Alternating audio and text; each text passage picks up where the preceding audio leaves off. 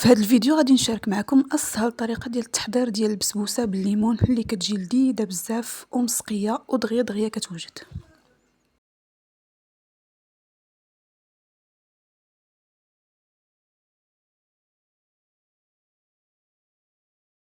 اول حاجه كندير السيرو يطيب. عندي كاس ديال الليمون معصور مع كاس ديال الماء وربع كاس ديال السنيده، كنديرهم فوق البوطه يغلاو على نار مهيله وكنبدا نحيد له الكشكوشه.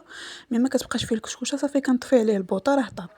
عندي هنايا 2 حبات ديال البيض، كنزيد عليهم شاصيه ديال الفاني ونص كاس ديال السنيده وكنخلط كلشي مزيان حتى كيولي الخليط اللون ديالو ابيض، وكنضيف معاهم حتى القشور ديال الليمون. هنايا كنضيف قشور ديال الليمون ونص كاس ديال السنيده، كنخلط كلشي مزيان حتى كيتضاعف الحجم وتيولي الخليط اللون ديالو شويه ابيض.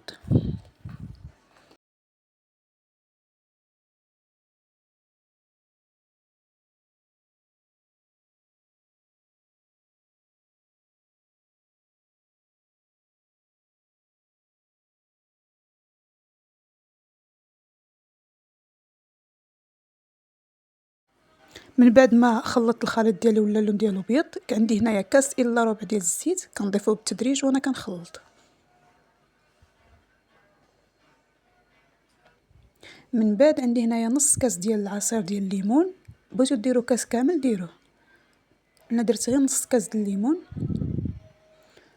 كنزيدو حتى هو وكنخلط كلشي مزيان. من بعد كنضيف واحد دانون ديال الفاني، راه كيجيبها هشيشه هاد البسبوسه هاد الدانون الا ضفتوه في البسبوسه. من بعد كندير 2 كيسان ديال السميده ديال الحرشه وكنخلط كلشي مزيان، وكنزيد 2 خمارات ديال الحلوى فئه 8 غرام، يعني المجموع ديالهم 16 غرام. بالنسبه للطياب كنطيبوها بحال الكيكه، يعني كنديروا لها عافيه مهيله حتى كطيب، راه دغيا دغيا كطيب وكتحمر. ومن كطيب وكتخرج من الفران كنسقيها بداك السيرو، هي كتكون سخونه والسيرو بارد. اهم حاجه ان البسبوسه غير تخرج من الفران يكون السيرو واجد قبل باش تسقيوها به، باش تجيكم مشربه داك السيرو وتجي فتيه وهشيشه، وراه المذاق ديالها حتى هو تيجي زوين بالنسبه للناس اللي تيعجبهم المذاق ديال الليمون. ولا وصلتي حتى لهنا ما تنساش معاك جيم وابوني وشي كومونتير.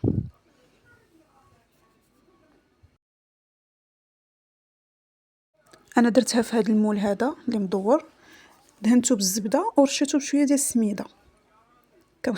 كنوزع الخليط ديالي مزيان باش يجي متساوي في اللاطه كامله. من بعد كندخلو الفران. هنايا كيف ما كتشوفوا من بعد ما خرجتها من الفران راه جات محمره كتجي لذيذه وكتجي الشكل ديالها حتى هو كيجي زوين. هنايا غير خرجت من الفران صافي كنسقيها بالسيرو اللي كنكون ديجا طيبت هو الاول.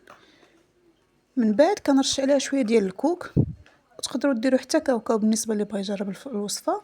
تستغناو على الكوك وديروا كاوكاو راه كيجي بها حسن.